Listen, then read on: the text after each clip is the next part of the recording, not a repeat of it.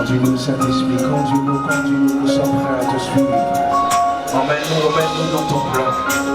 Emmène-nous là où tu veux. Nous sommes devant toi et nous sommes disponibles. Je viens avec mes épreuves, oui je viens.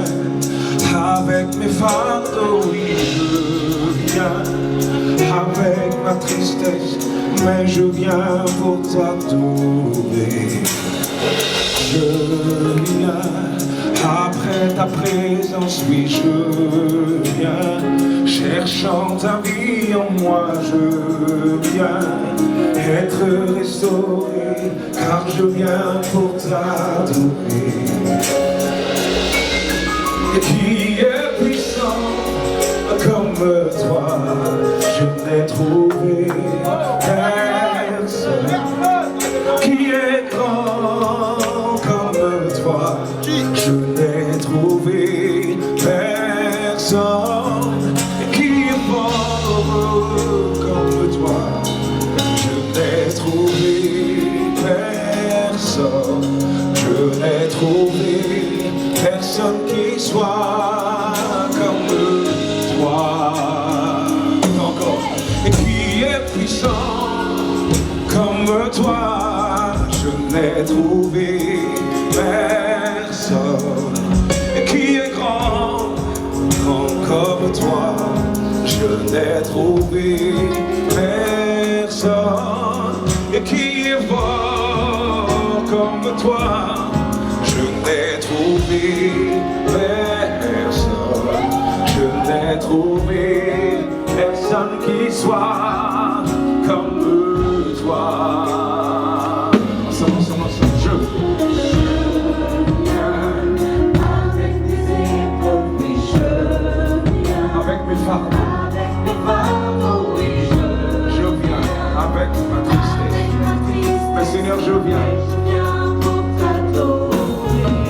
Ensemble, je viens. Après ta présence, je viens.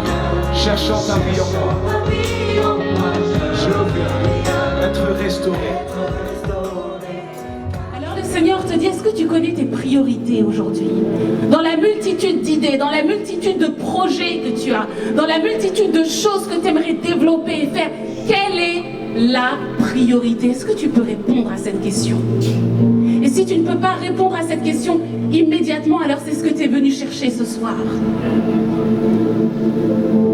L'aigle peut chasser des animaux bien plus grands, bien plus forts que lui-même. Imaginez ce déploiement de puissance au moment opportun, quand il le faut. C'est là où il se met en action et il fonce directement sur sa proie et c'est très rare qu'il la loupe. Et c'est cette vision que Dieu souhaite pouvoir nous communiquer ce soir. J'étais malade et j'avais une maladie qui était incurable, qu'on appelle le syndrome de B7. Et lorsque c'est arrivé, il se trouve que j'ai perdu 37 kilos en 2 mois. À chaque soir, j'avais 40 de fièvre. Et il se trouve que j'avais les genoux, les chevilles enflées.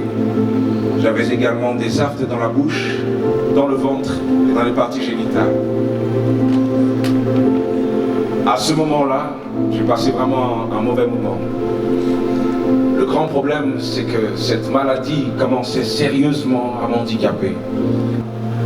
J'ai mis un ultimatum à Dieu. Et je lui ai dit, Seigneur, nous allons bientôt faire la convention de l'église.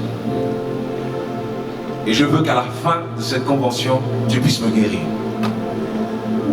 Le 7 commence, Seigneur, le 8 au soir avant la fin de la convention, Seigneur, tu me guéris entièrement.